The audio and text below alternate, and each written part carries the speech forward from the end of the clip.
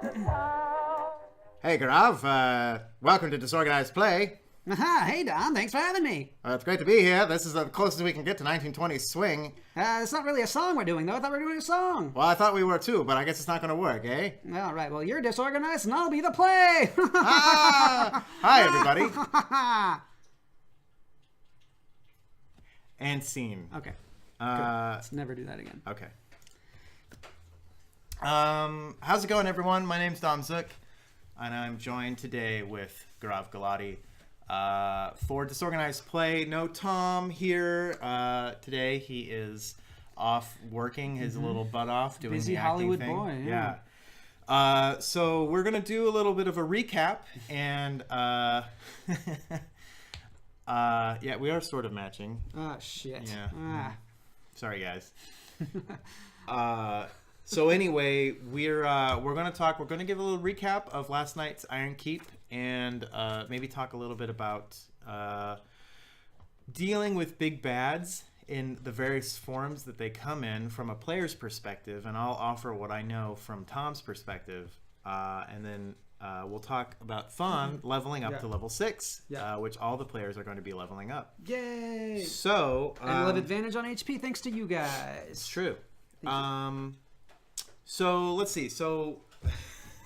Oh God. No, don't show it. No? No. I mean, he gave the bits though. Thanks for the 10 bit. Is that 10? I can't count. That's 10. Yeah, he just cheered with 10 for a total of 1,310 bits. Damn, Farquaad. Holy cow. Thank you very much. Bits monster here. What he's referring to is that I went paintballing this weekend, and I got a huge bruise. I actually haven't looked at it today. So let's look at it together, everybody. This isn't against the terms of service. Dom, you knew this was going to happen, right? If it's a nipple, it's against it. No, it's not. It's fine. No longer. Oh, it's gotten yellower and purpler. Oh, God. Yeah. Oh, God. Yeah. The questions are already starting. Oh, wow. They want to hear your thoughts on Gingy and why'd you let Vanna stop you. I have much to say about that, but let's do the recap Let's really do the quick. recap, yeah. So, opening up, you guys had just ended your battle, and Gingy is clapping in the wings. And the audience is held captive, essentially. And what happens, but you decide this ends now. Right? Regarding Gingy, you mean? Yeah. Yeah, I mean, like, when a previous villain, I consider him a villain. I guess the rest of the party, not so much. Some of us do, some of us don't. Right. Ava's indifferent because she's never met him. Shows up and just starts slow clapping. Like, I mean, like, that's pretty dastardly, and like, and also, like, I had just been going crazy with Black Razor in the past, like, 5 minutes in this battle. Yeah. And I'm all juiced up and covered in blood. And then this guy shows up, and I'm like, I'm just seeing red already. Yeah. So I wanted to go straight for him, which is why I made that decision. So you make the run. Avril says, "Hold on, let's let him talk." Gingy talks to you guys. You guys talk to Gingy. Yep. A lot of role playing in this episode. Yeah. Which is always fun. Ava is confused. Yeah, and she would be. And eventually, you guys come to the realization that Gingy's working with Xanathar. Yes. And he has a job for you. Is that right? Somewhat. Yeah, sort of. Sort of, yeah. He has a job for us. He's trying to help us finish the investigation in some way, but also help himself in the same way. Right. Without outing himself. Right. And, you know, I was obviously, like, he came here to do us a favor, but, like really, like, did he really do that? Like, right. Why would he do it out of the own goodwill of his heart? Like, probably not. Yeah. So you have this discussion with Gingy, and it kind of goes back and forth. Like, no one is getting the upper hand here. No one is getting more information than not. And eventually, Gingy gives you a little bit of a clue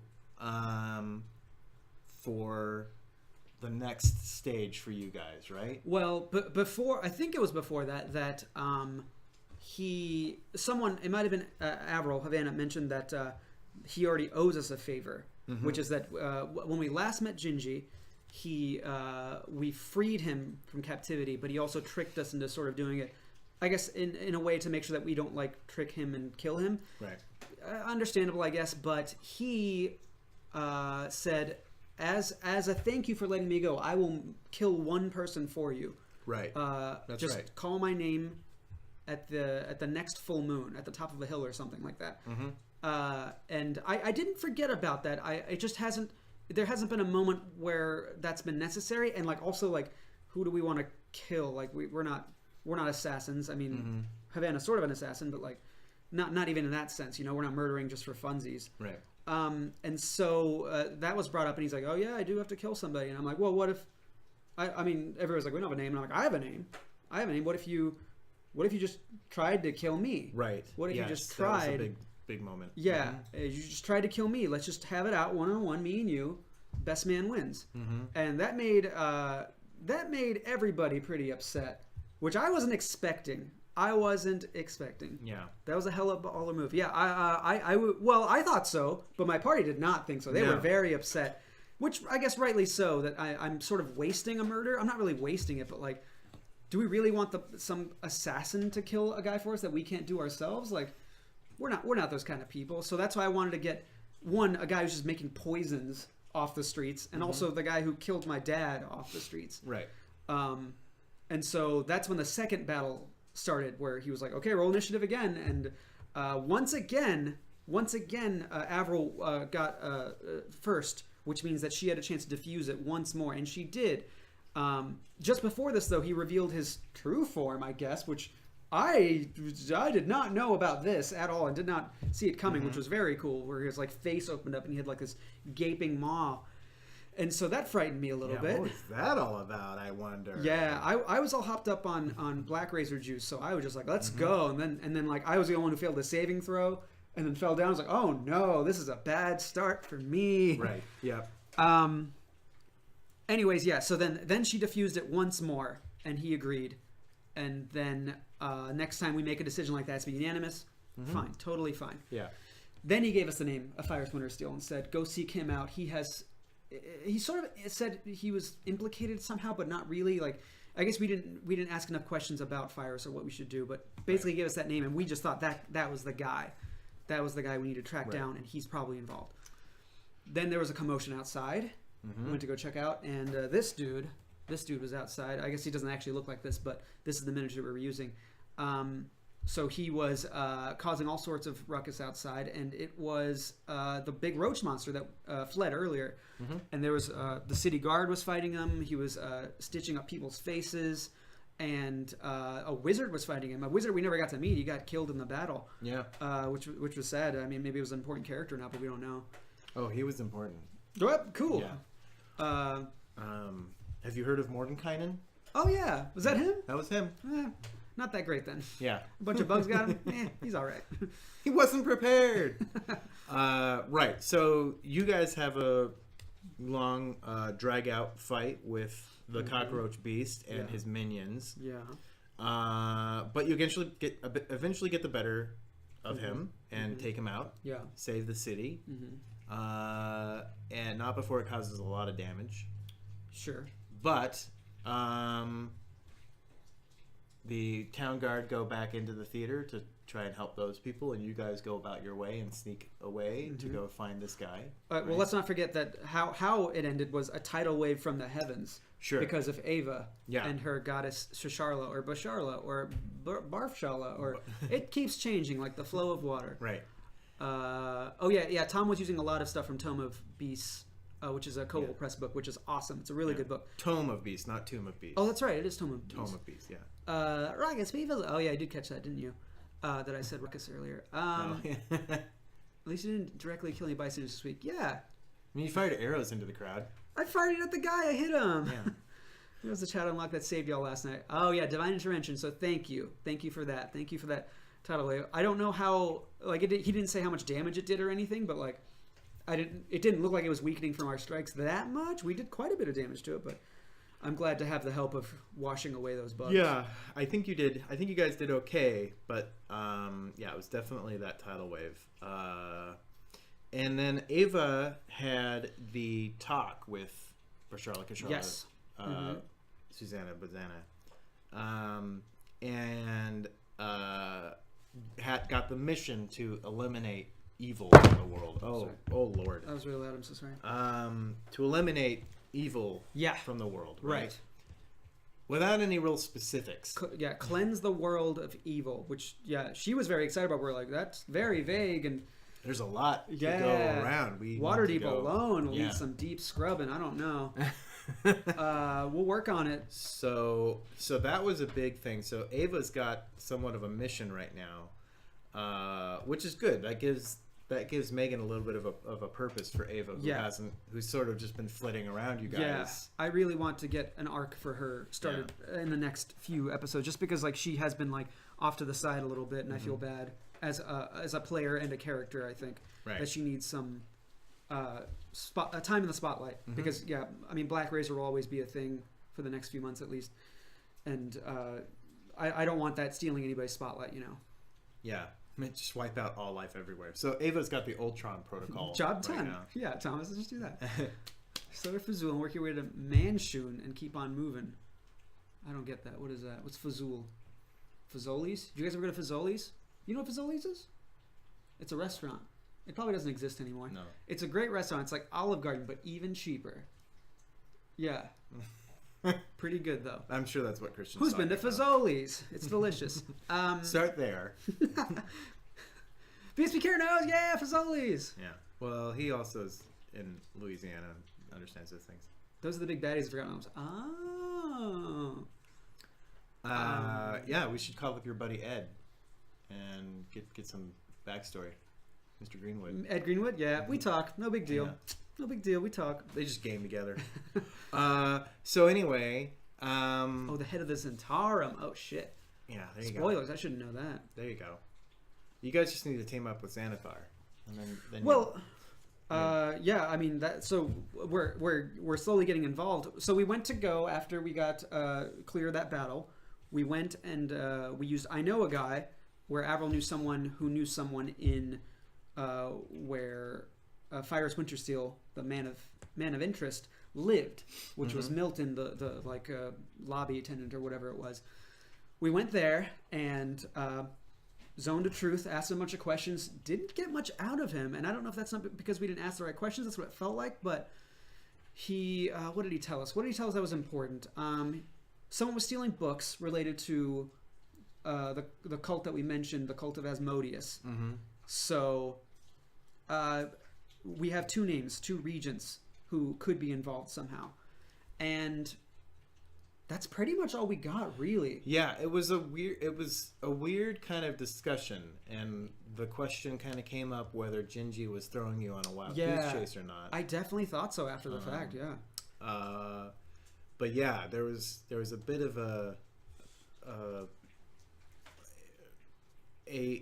I don't know, elongated discussion period with him, where it just kind of got circuitous, where even with the zone of truth you weren't getting any information that you wanted. So that was still rather confusing. I'm not sure if it was the right questions weren't asked, but it seems like you asked all questions you could possibly ask the guy. So I don't know. I almost, that's a Tom question, I suppose. Yeah, I did have some.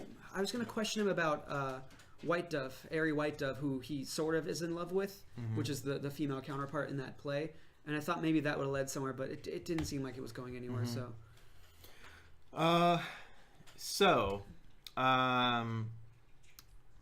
We're probably. I mean, Tom keeps saying that the next episode is going to be the wrap-up episode, but really, it's happened like the last 3 times. So I don't know. Interesting. I don't know if that's actually going to happen. Yeah, I don't know about that. But supposedly next week. But now, so you guys get done talking to him and are greeted at the door by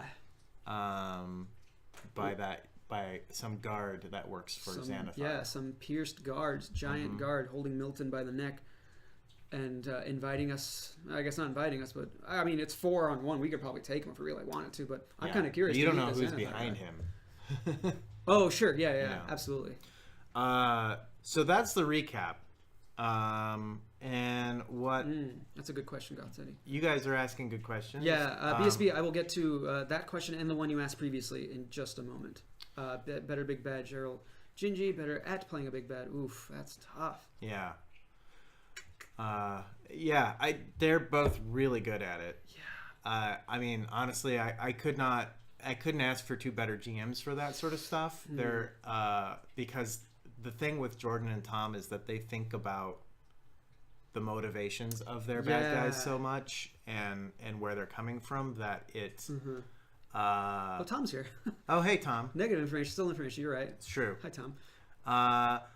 But I didn't even know Tom was here, and I was already praising him. So, Tom, you owe me. He's so good. But yeah, I think the thing is that both Jordan and Tom, again, they are heavily invested in the motivations of the bad guys, so that when there is confrontation with them, it's not so much okay, I'm done with you. You're just pissant flies, and I'm going to wipe you off the face of the planet. There can be a discussion, and you can have that talk, and they always have something to come back with. To actually answer your question, though, I will give you a direct answer. Better big bad, in my opinion, Gingy. Better at playing a big bad, though, I would say Jordan, because Gingy's a personal bad guy to me. So in the way that he was built up after I met him, and now that's still going, is a big bad, because Gerald, not so much, because I joined this party later on and I haven't seen the full extent of him, but the way Jordan played him that night, he immediately became a man I wanted to fear. Right. And he played it so well. So Gingy, better big bad, better at playing it, Jordan. Not that Tom isn't good. Tom plays a bunch of good characters, but there's my answer. Yeah. All right. There you go. So I wanted to touch a little bit on Gingy and on the cockroach demon monster. Sure. Both versions of big bads. And Gingy, although, like you were saying, the party doesn't necessarily 100% agree that Gingy is a big bad. Yeah. It's strange because, I was very surprised that everybody's like, no, let's talk to him. Like, well, this is what this guy does. He talks you into things, and, he'll talk circles around you until you're doing something like going to a guy's house and questioning him when he's not a culprit of anything. Like, this is totally because of him, and I it's not like I know him better than anybody else, but for some reason that's the vibe I get. And of course, him being the guy who murdered my father originally is obviously blinding me to some effect, but he gives off this vibe that I can't imagine anybody else is like, oh yeah, let's just talk to him. That's cool. Right. Grayson definitely does. Yeah, that's pretty much it. Yeah, Avril's on the fence. Ava was confused.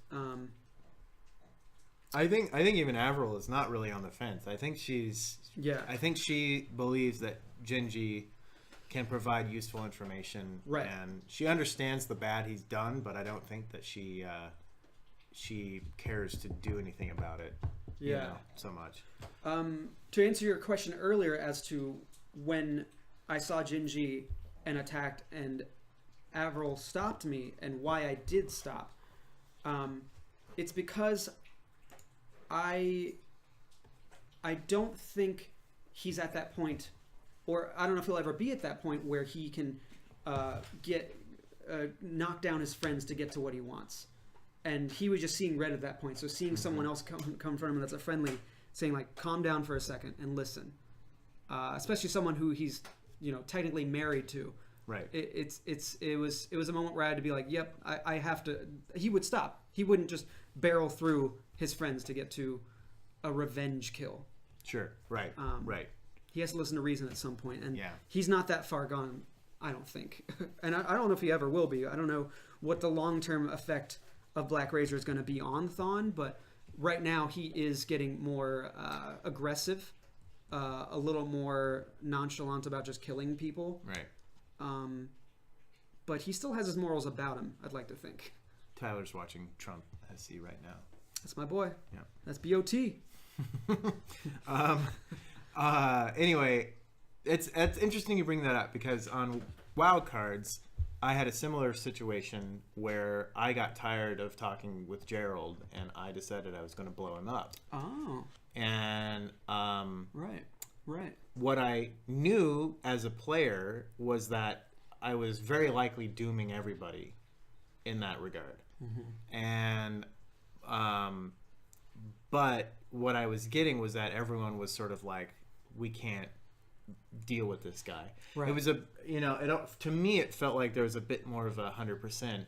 And then as soon as I do it, like Gabe is like, what the hell? Why are you doing that? I'm all like, is it not clear? Like, what's going on? But it's funny when you like as a player, you kind of take a step and you're like, I know this is going to be bad and this is going to cause problems and stuff. But, hey DJ, what's up, man? DJ Regs, what's up? But yeah, that's like, How do, homies? That's the thing that you kind of have to like take that leap and hope that the party can kind of like follow along and you can play with that. But yeah, it's a hard thing when you are very clear in what you want to do as a character. Yeah. But you know that it's going to go counter to what is going to be helpful for the rest of the party. Yeah. Although I don't think that it would have been, if you guys had eliminated Gingy, I don't know if that necessarily would have. Well, I don't know if you guys would have even eliminated Gingy is the big thing. Yeah, who knows what he actually is at this point. So I'll probably think twice before attacking him. But it really depends on what kind of mood I'm in. I was in a bloodthirsty mood at that point after killing all those people. Right. Or monsters or whatever they were. Hey, Laser Sword Goblin, or Laser's Word Goblin. Ooh, that's a cool name. Laser's Word Goblin? I mean, it's all cool. Laser Sword Goblin, I like. Could the rest of the party's mild reaction to Gingy be due to how much Thawne wants to just kill him and thinking he is overacting due to being influenced by Black Razor? Yeah. I mean, definitely Black Razor plays a big part in that I was, like I said, I just had eaten the soul of some dude who was half bug, half him. And what's funny is, like, so I was juiced up from Black Razor narratively and mechanically, because Black Razor is a crazy weapon, which I think Tom learned from our previous session, where he can give me haste once per day, which is crazy, and then he has all this other stuff. If I kill somebody, I gain their hit points as temp hit points, and as long as I have those for 24 hours, I have advantage on pretty much everything. And yeah, so that's why I was like, I can take him. Yeah. I'm ready. I'm ready to do this. So that was another reason, like, this might be my only chance where I'm juiced up and ready to go. When we actually started fighting last night, the bug monster, which is why I just barreled in there, throwing pencils. I just barreled in there and then immediately lost like 50 HP and became poisoned. I was like, oh shit, I'm not that invincible. Right. But that quickly changed everything. Right. Yeah, the other thing though is that they know what Gingy did to you. Yeah, which is isn't that strange that they do? Yeah, he admitted to killing my father, but they keep saying, I mean, Avril keeps saying that he was doing it because he was under duress or whatever. Right. But he was also like, it didn't seem like he was under. He seemed like he was enjoying torturing people in his dungeon or whatever too. Yeah. It never looked like he was regretful or showed any remorse for it. I mentioned this on Disorganized Play on Tuesday, and talking about how it was great to finally have Wave and Black Razor kind of talking to each other.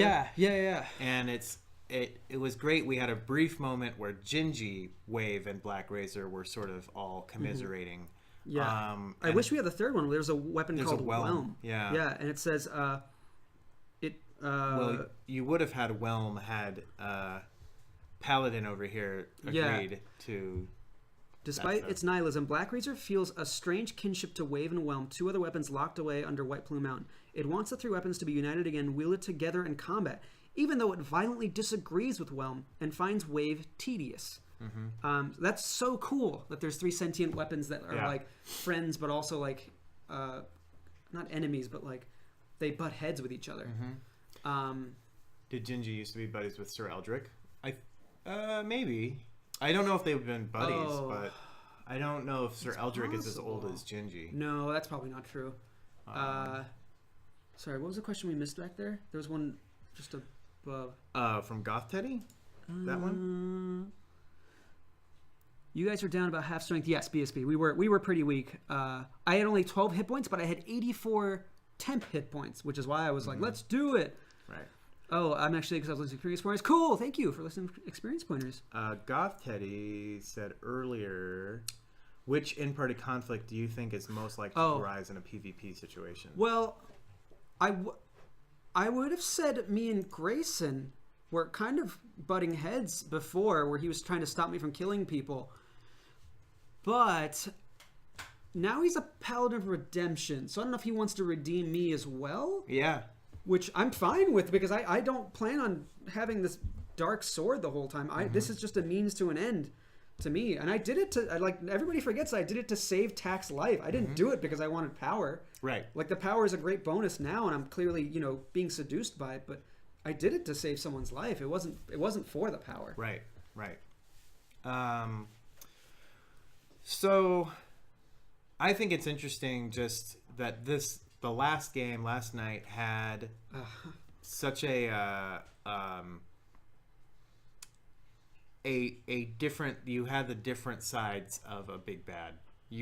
Not that you've been trying to track this demon or anything for a long time or whatever. It just kind of appeared last time, but you had the big fight, the big bad fight, but you also had the discussion with Gingy, who, as we've discussed, it's very... It's a battle of words. Yeah. And, I always find that interesting in a party, because everyone kind of has a different way of tackling that. Whereas when it's a fight, like, everyone's just like, okay, let's fight this thing. But when it talks, like, I wonder what would have happened if that demon had said something. If the cockroach had been like, oh, hey, hold on. Actually, I need to do this. Yeah. Or else. Yeah. Interesting, yeah. That's always,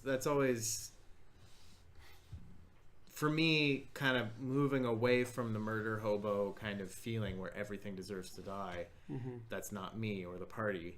Right. It's always been interesting to me to look at each bad guy as a sentient life form that's doing something that has a purpose. Mm-hmm. A lot of times in D&D there isn't.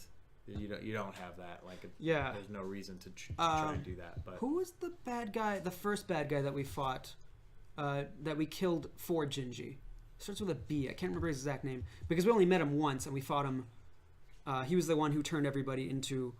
He turned Gregory into a tree, and he turned Tack into a bird. Starts with a B. Chat will remember. Belloc. That's who it is. Yes, Belloc. We only met him once, and then we killed him. Like, we met him. Yes, but the Germans call him Belosh. Belosh. And we killed him, and, like, that's why I can't remember his name, is because it was such a quick thing. It wasn't a long, drawn out, like, this guy's been doing this the whole time. We meet him a few times. He tricks us or anything like that. It was just, we meet him. Yes, he's behind it all. We kill him. Mm-hmm. And that's why Gingy is different, because, one, he has recurred now once, and there was hints about him the whole time that we didn't pick up on. Mm-hmm. At least in character we didn't pick up on. And we knew... we all had the feeling we would probably see Gingy again. Right. Golthius was another sort of thing that we met face to face, at least in Tax... Or, sorry, not Tax. Yeah, in Tax Dreams. We met him quite a few times. At least she did, and we were at the table. And that was another evil that we knew had to be snuffed out.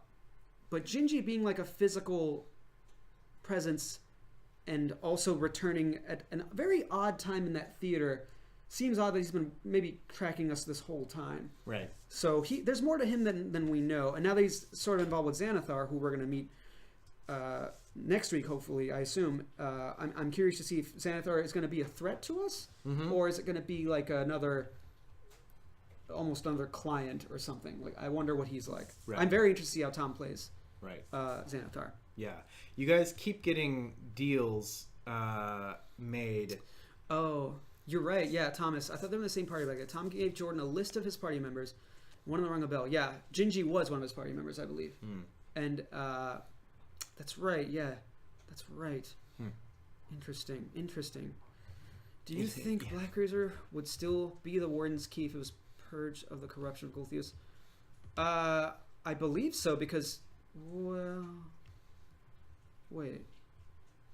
did we kill Gulthias after I trapped my father or before? You didn't kill Gulthias. Well, we trapped him. What do you mean kill him? We like banished him or something. We ended his presence on this plane, I believe, something like that. Yeah, there was something like that. I think he would still be the warden's key, but I could be wrong. I haven't tried to trap anybody since my father. Although I've been meaning to tell Tom that I should message him. I guess I'll just tell you guys. Maybe Tom's watching. That when like our party is taking rests, I often just kind of slink into my warden's dungeon just to talk to my father, just to see if I can bring anything back in him. Mm-hmm. Yeah, into the mummer's cart. Just tell Avril to flash her shadow thieves back to Xanathar. Yeah, I'm sure that'll go great. Bargat was a warden before he was corrupted. Yes, I think Bargat or Hargat was... I think it was Hargat was the male dwarf. Was the warden of the prison before... No, it was Bargat. I think it was Bargat. Was the warden before I was. And now I'm the warden. Look at me. Look at me. I am the warden now. Whatever that means. But yeah, so that's interesting to think about that Gingy was a party member of Sir Eldrick. So maybe he's not past redemption. Mm-hmm. Although it pretty much seems like it at this point. Yeah. Who knows?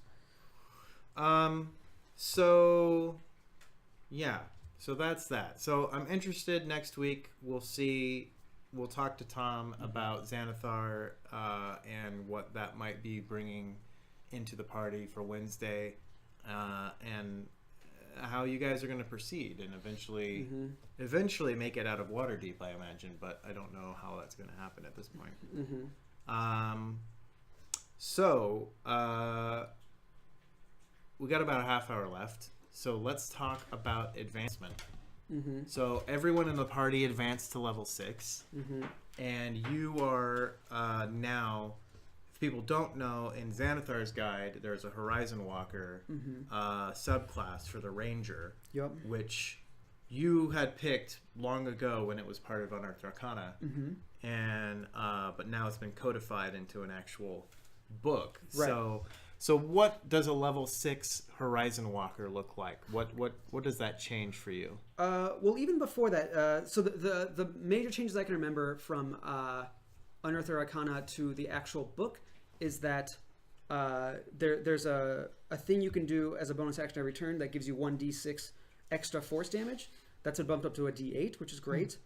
And the other thing is that the list of known spells that you get as a Horizon Walker changed, which is why I know Misty Step now at level 5.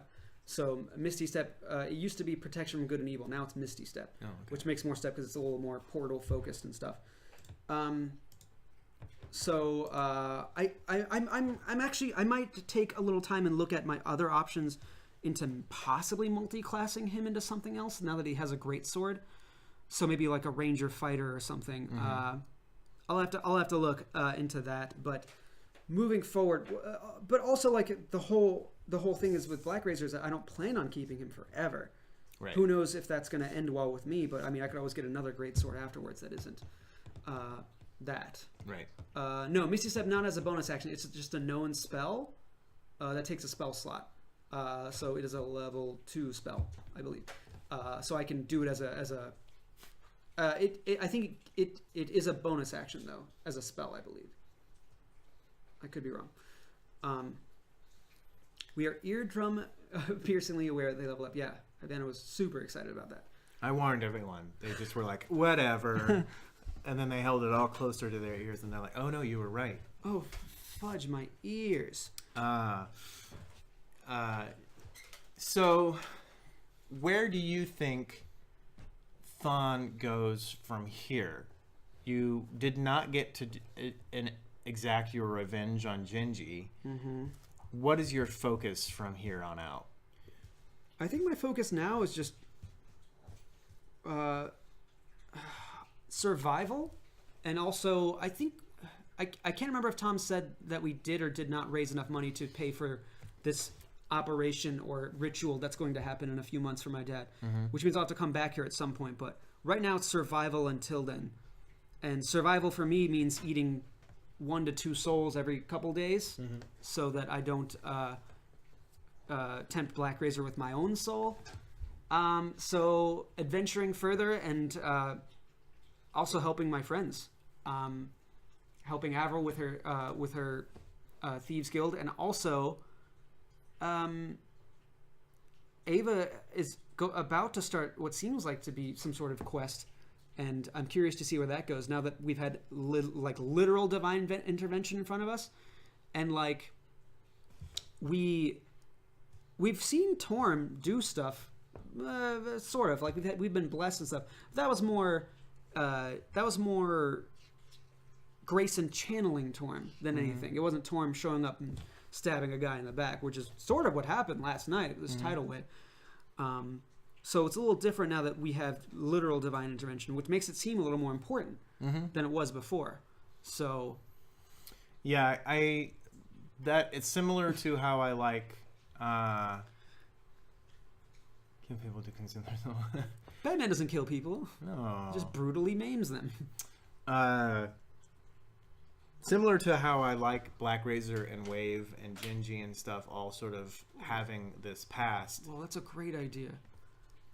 Make a deal with the town authorities to become the official executioner and get souls that way. Well, they better be cool with that when the body doesn't exist anymore once I decapitate them, because it becomes a papery husk.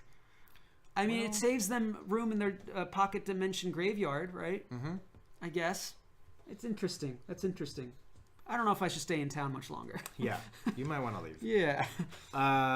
But something that was interesting to me was the relationship between Torm and Barshala Kashala Dadala. Okay. And how she or they interact with Torm or understand Torm. Because the cool thing was when Ava first came to the party, she was talking to Grayson, and Grayson was all like, yeah, and throughout, Grayson's been like, they don't understand gods and goddesses and stuff like that. And it's very open, like, neither of them are like, well, my god is better than your god or anything like that. Yeah. But they're just very matter of fact that, yes, gods exist, and clearly we have the proof for that. There's no question.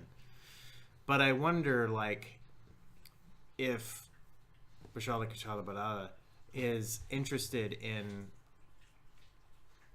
or has any sort of dealings with Torm. Because I would feel, as a man of faith, who, yes, has had the ability to channel divinity in some sort, healing people or whatever, by granted that through my god. But to have a god actually step in and intervene and destroy all of your enemies and stuff, like, that seems like a whole other level. Yeah, definitely. And I wonder, I mean, not to break away from Thawne, but I wonder how that's going to affect Grayson from here on out, or if it will affect him at all, if that's something Eric is thinking about. I mean, I know that Megan and Ava are definitely like, my God came to me and saved us, and then came to me and told me to do this thing. Right. Like, when did Torm ever tell you to do anything? You know? Yeah, that's like, very true. So yeah, that's I like that dynamic, and I'm curious to see how that plays out with everyone. Yeah. If you guys have any more questions, just toss them up and we'll answer them as we get them. Yeah. Otherwise, we're just going to keep talking about things we think about. So the first part of this campaign was pretty much dungeon to dungeon to dungeon, and now we've been in a big city adventure, which is great because like it's a very different feeling, and I like it a lot. And I wonder if we're going to go back to. I assume at some point we're going to go back to another dungeon, but it's interesting to have all these sessions where like people who are better at talking to others and killing others can shine. Like Avril's great in the city. She's a skill monkey through and through, so she can do this awesome stuff. I'm not much of a talker, which is why I don't do as well in the city. But having her in the party is amazing. Yeah. And Ava seems to be doing that as well in her own unique way with the jokes that she tells and can distract people well enough. Right. Yeah, it's that's been an interesting character development for her. As a 3-session interlude, and we're heading into session 6 next week. Yeah, no, we were just talking about that. Yeah, it was supposed to end the night before last, and then it didn't, and then it was supposed to end last night, and it didn't, and now it's going again. But that's okay. We're talking about maybe not jumping directly into Barrier Peaks immediately and taking a bit of a mind break, but I'm not sure how much that's actually going to happen or not. Yeah, I wouldn't. I guess I don't care what we do as long as we play the same characters. Mm-hmm. I'd like to continue advancing the story week to week, then Sure. switch off and do something else. Although I guess I'm bad at pacing. Oh, Tom. You're great. Shut up. Yeah. I'd love to continue the story with these characters as long as we're doing that. I mean, the idea of doing a side story with like Master Tommen and 3 paladins, or I guess Grayson, Master Tommen, and 2 other paladins would be hilarious as well. Mm-hmm. Did not get unlocked. It did not get unlocked, and like at the same time, like I don't know, it could be fun, but I'd also like to continue the story of these characters. I think there's plenty to do in Waterdeep or the surrounding area that we could think of. The $600 level was Havana would GM that game. Oh shit! So,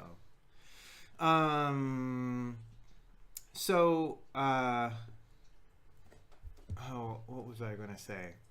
Well, one thing that strikes me, and I kind of touched on this before, is that Thawne is similar to James Bogue in that he is also not much of a talker and more of a doer. And when something gets under his craw, he's, okay, well then I guess I gotta fix this. Right. And so, like when you're in this situation where you're in this town and your character is not really well equipped to handle things in this town, what is that like as a player to kind of be like, well, if I were Gaurav, I would be doing this, but as Thawne, I kind of have to set back, because I know for me sometimes, like dealing with Gerald and everything, like I kind of set back because there's not much James can do except threaten this guy. Yeah. And I know he's not going to get anywhere with that, Yeah. So I'm always curious to hear other players' thoughts about character interactions when their character is not in its maximized place. Yeah. I don't know, by the way, if you guys can hear Harold, but he is going ham on a bully stick God. right now. He's going crazy on this thing. Oh man. Yeah. Anyway, what's up, Tim? How's it going? Hey, Tim. No worries. If you got any questions, Tim, toss them up. Yeah. We're here to answer your questions about Iron Keep and anything else D&D related. Yeah, I think you pretty much got it. Is that when you're in an area like that and you have party members who can shine, let them shine. Let them have that. You'll have your moment later when you're in a combat situation or in a situation where you got to intimidate somebody, and trust in them to let you shine as well. We've been doing this for, what session was that last night? 25 or something like that. Yeah, I mean, that's almost half a year we've been doing this then. And at this point we have a pretty good rapport with each other. I mean, me and Havana were playing whatchamacallit, Lost Brigade before that, so right.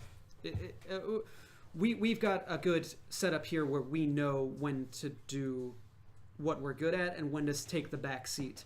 And I think most of this has been me taking the back seat because I'm just not good at talking mechanically, and I don't think Thawne is a very social person either, because he was always out in the woods hunting and perfecting himself and trying to be the best he can be to protect others.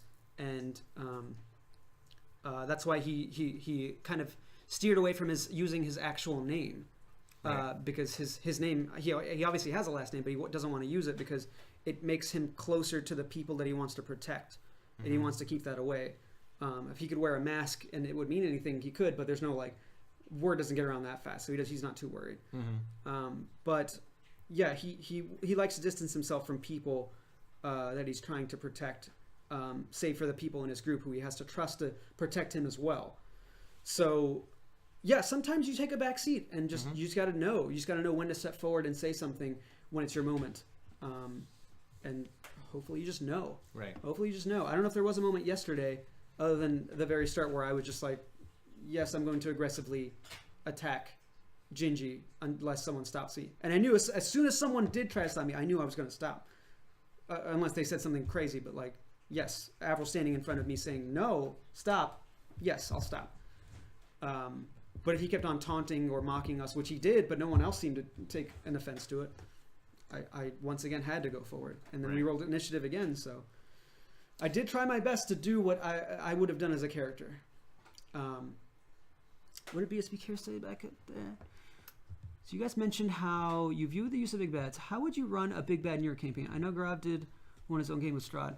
How would you run a big bad? I really like how Strahd is run in Curse of Strahd because he doesn't sit in the sidelines. He doesn't wait till you get to the end of the castle. He'll show up when he feels like it because he knows he always has the upper hand. He knows he always has it. And when there is a chance that he loses the upper hand, if they get an artifact or something that can hurt him, he shows up and tries to make it right. He shows up and tries to take it back by force. And he's not afraid to kill people. Everybody's just a toy to him. And he's a very good villain. And I think I'll be using that as an archetype for many villains moving forward.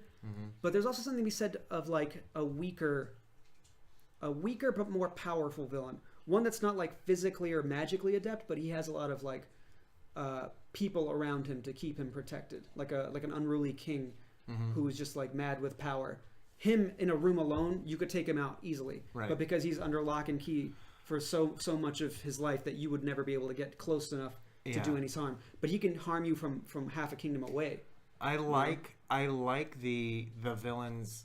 Strahd and Gerald are sort of cut from the same cloth. Where they're almost omnipresent and ultra powerful, omnipotent as it were. Yeah. And in their specific worlds, and they're fun in the sense that you aren't threatened by anything, and you can kind of do whatever you want, and it doesn't matter because you can just teleport away or whatever. Right. I like the bad guys who might set up row after row after row of pawns for you to kind of bust through and get to. But even if you get to them, there's a psychological thing that prevents you from doing anything about it. Like, sure, you can kill me now, but by killing me, all you're doing is empowering all these other people or something like that. Like, basically, the bad guy is doing something that makes you unable to do anything about it, and that to me feels more evil.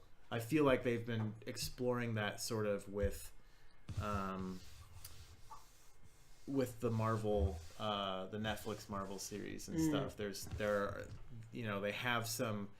were talking about it with the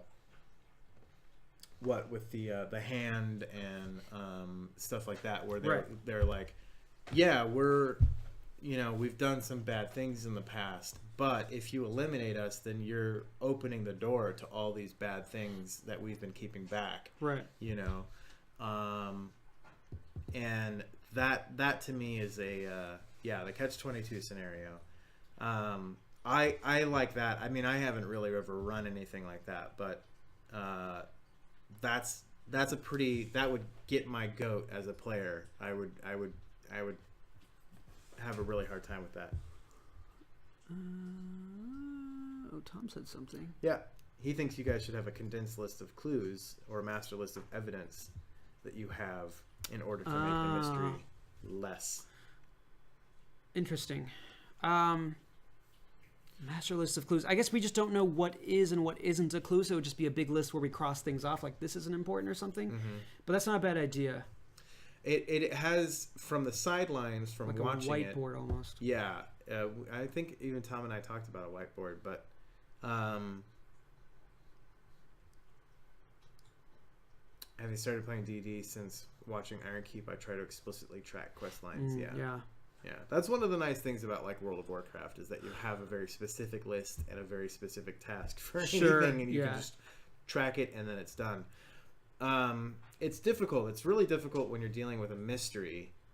To we're not all master detectives, and we don't have everything in front of us, and so while our characters might know something, it's hard for the player to sort of recall that. But it has been interesting seeing, because I know that Havana has written down almost everything, and Megan writes down. It was funny watching you guys last night, actually, because I saw Havana and Megan were just like going like this, and you and Eric were just like listening, and there's been moments where I think it was the first time that Havana got that Genji was the poisoner that they were talking about before, when Eric was all like, "You poisoned this guy," and Genji was all like, "What? No, I didn't." And then Havana was all like, "What?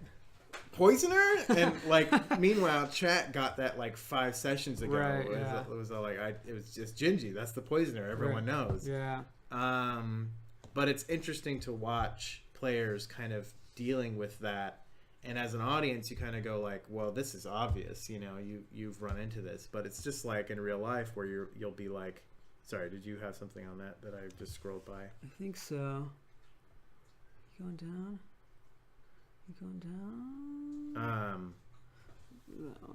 Oh. Have a secret player running and playing the villain behind the scenes, using the DM to relay what they are doing, then have the big reveal in the final battle. This is another player all the time. Oh, yeah. Me and Tom definitely aren't doing that. Yeah. That's definitely not happening. No, we know. It's definitely not happening. Every group needs a note taker. Yeah, I don't think we need 4 note takers, though. I take down notes, but only like key moments about stuff. But maybe having a joint list of something that we keep here that we just write down.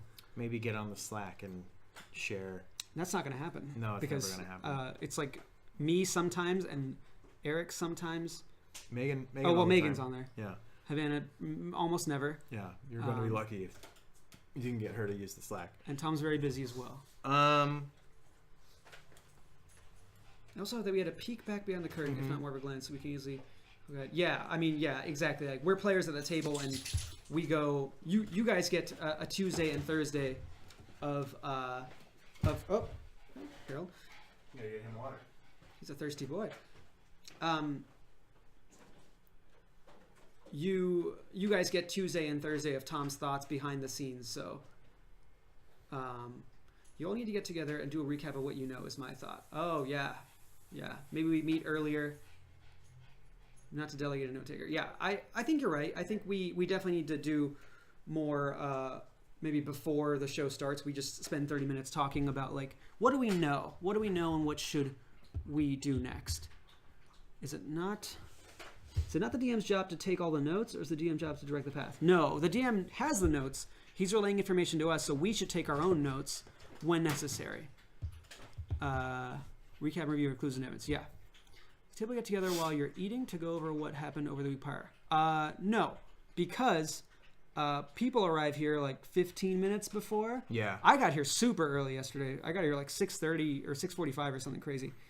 But everybody else usually shows up fairly late. Yeah, with work and where people are coming from and stuff like that, it's a little difficult to get everyone here super early or early enough to even talk about it. But yeah, this is a Disorganized Players stream. Yeah, just got one player. Yeah, just one player. Well, yeah, I guess that's true. Which yodeler? I was playing this game called Getting Over It yesterday. Oh, that Did you see one. that? Yeah. Yeah. I was very angry. I did it just before I came to Iron Keep. I was like, okay, guys, see you at Iron Keep. The DM's perspective of what is happening does not always line up with what the players are think is happening. Yeah, that's very true. It's very true. I don't think it's a problem that not everyone takes notes. It's just everyone's a different memory or different perception of what's happening. Yeah, Tom, yeah, exactly. I think you're dead on. Which is why when we met Ginger, I was like, let's get him. And Grayson was like, yeah, I guess so. But Avril was like, no, wait, why? Let's talk to him. Like, wait, what? Do you not remember what happened last time? He's literally poisoned you once. Right. Yeah. Yeah. It's everyone's got a different connection to what's going on.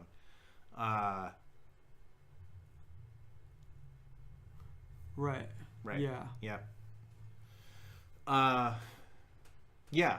Yeah, it does sort of take that sort of team building moment of everyone connecting and saying, "Oh, so what's next?" Here's one other thing I will say about the Jinji thing is that I sort of knew about Jinji maybe 2 weeks ago that it was him out of game. But here's the thing: how much cooler is it that he revealed himself with a slow clap?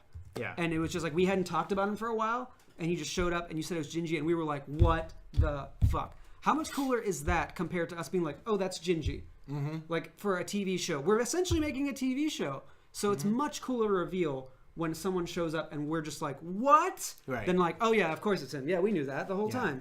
Yeah. Like, yes, sure, it might feel great to be a player who's like that, but like, I much rather appreciate the reveal of a slow clapping villain. Like that felt so much cooler, even though we could have called it out. Like. I appreciate that. Although I think that even if you had known it was Jinji, the appearance of Jinji at that moment would have still been a surprise, I think. Sure. Yeah, sure. It would have been. It was making us on it. Well, I'm glad to... Well, yeah, thanks for joining us, I'm glad Tim. I did that. Also, I straight up told Chad about Jinji several times. Well... Yeah. Well... Chat knows a lot of things, as BSB Care pointed out. Chat knows a lot of things because of Disorganized Play that you guys don't know. So they can put together things. All right, so now this is the time where Tom... Now you need to leave the room. We're going to talk about Tom. Okay. Because you kick me out, I'm going to kick you out. No, I'm just kidding. Don't. But also, guys, give me all the secrets now that I'm here. And Tom can't do anything about it. What do you got? You got a secret? Yeah. Mm-hmm. Yeah. Mm-hmm. It's actually not Xanathar. It's actually Storm King's Thunder. Mr. Storm King's Thunder? Mr. Storm King's Thunder is there. Oh, man. And he's just been sitting underneath Waterdeep all this time. And he's like, hey, I want to go outside. Sorry that you had to hear it from me. What? Also, Black Razor's not evil. What? Everyone else is, yeah. What? Wave is the worst. Good. Good luck, fancy actor man. Have a good audition, buddy. Break a leg. How many plot threads that Tom thinks you've forgotten about can you name? That Tom thinks I've forgotten about. Okay. I very much had Jinji's request of a murder in my brain the whole time. I thought about it a lot. And I knew that when that opportunity came, I would also name myself. I'm pretty sure that I wanted to face him one-on-one if possible. But I don't know if there's many others, actually. I mean, the Iron Keep is going to come back at some point. It's the whole point of the thing that's called Iron Keep Chronicles. So there has to be another... I think we're going to have to deal with the other lords at some point. We've only dealt with like 2 so far. So the other lords... Hey, I gotta tell you, Wave is a real villain here. I'm a nice sword. Yeah. I'm a nice sword. What's up, Kirby Star? How's it going? Kirby Star. I can picture Gaurav breaking out his own plot radar to show everything. Thought, I gotta tell you. There it is. What you don't understand, okay, is that you need to not do things the way you've been doing them, okay? You need to maybe get me with Grayson or something, okay? I don't know. I can't do that. I don't know how he does that voice for that long. Yeah. Fancy actor, man. That was a great moment. I didn't expect that. I thought you named him. Nope. Named me. 1-on-1. 1v1 me, bro. No scope. Let's do it. Catch me outside. Yeah, I'm full of surprises, right, Tom? If Black Razor's cured of corruption, can its voice change? Ooh, interesting. I guess it's not. I don't know if that's up to me. Mm-hmm. I think it would have to. Can you change the seasons? Can you change the Earth rotating in the sky? Can you change? Can you stop the snow falling from the clouds? I mean, probably. Yeah, you can probably. All those things are possible, voice, I guess. What do you guys think he would sound like if he was cured of corruption? What would Black Razor sound like? Whose celebrity voice would he get? Does Thon want Black Razor to be cleansed, and does Gaurav? Thon very much does want him to be cleansed.